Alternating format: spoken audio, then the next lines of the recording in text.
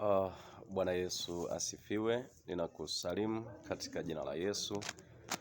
Ninamshukuru Mungu kwa sababu ya neema yake na kibali na nafasi ambayo ametupa siku ya leo.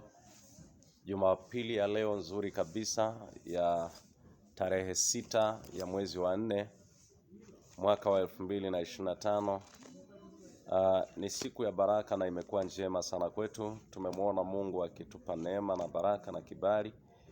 Lakini ninatamani kabisa kwa ufupi tu na kwa muda mfupi tushiriki pamoja neno la Mungu katika Biblia, kitabu cha Mathayo.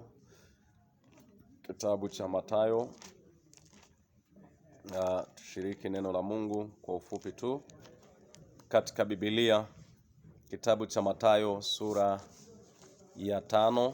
Kitabu cha Mathayo sura ya 5, mstari mmoja tu ambao tutajifunza, ambao uko katika Biblia, kitabu cha Mathayo sura ya 5 mstari wa 8.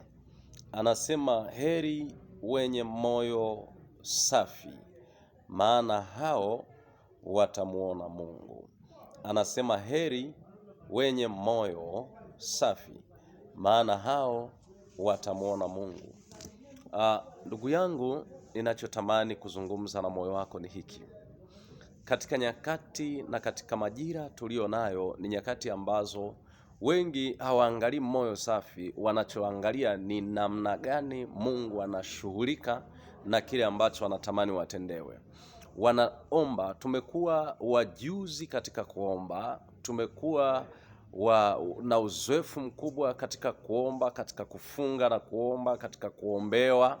Utashangaa kwamba mtu katika mkoba wake au katika mfuko wake hakosi mafuta ya upako, hakosi chumvi, hakosi vitu vingi sana ambavyo wamekuwa navyo wakiamini kwamba katika hivi wanaweza wakawa salama.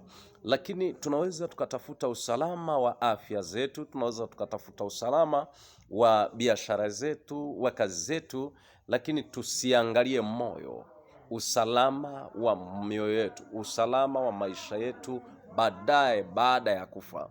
Maana Biblia inasema baada ya kufa ni hukumu hasa, lakini kuna maisha baada ya maisha haya.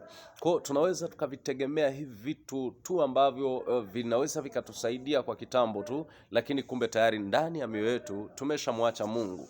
Na katika nyakati na majira ambayo tunayo, itafika kipindi ambacho utakuta kwamba wana maombi tutakuwa hatuna tena. Wana maombi tutakuwa hatuna watu, hatuna kanisa, hatuna washirika ambao wanaweza wakasimama katika maombi, wakawa wamejengwa katika misingi ya kuomba ili Mungu afanye. Maana Biblia inasema hivi kwamba ombeni nanyi mtapewa. Hasa tumeshaibadilisha, sio kwamba tuombe kwa Mungu ili atupe, lakini tunabaki tukiombewa. Tunategemea mafuta, tunategemea tu watumishi, lakini kumbe kuna majira inahitajika wewe kusimama na Mungu, kuzama katika maombi.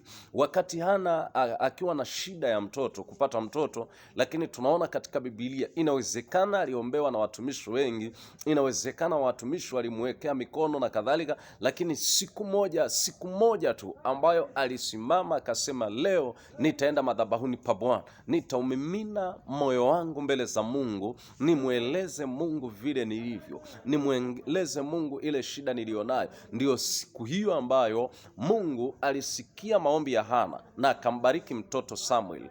Kwa kuna wakati ambapo Mungu anahitaji wewe mwenyewe, wewe peke yako uende mbele za Mungu, umweleze Mungu kuhusu yale unayopitia, umweleze Mungu kuhusu shida ulionayo. Ni kweli kwamba sisi kama watumishi wa Mungu tutakubeba katika maombi na kuhakikisha Mungu anakusaidia, lakini kuna muda ambao unapaswa wewe usimame imara mbele za Mungu, usimame na kuhakikisha kwamba unaliita jina la Bwana katika shida yako, katika tabu yako, katika tatizo lako, unasimama na Mungu. Lakini wakati huo unaomba, kumbuka maombi ya mwenye dhambi, Biblia inasema ni kelele mbele za Mungu. Kwa kumbuka, wakati unapoenda, kabla hujaomba mbele za Mungu, kabla hujapeleka lile hitaji lako, kile ambacho unatamani Mungu afanye, kabla hujakipeleka mbele za Mungu ili Mungu aweze kufanya, hakikisha ya kwamba moyo wako usafi mbele za Mungu.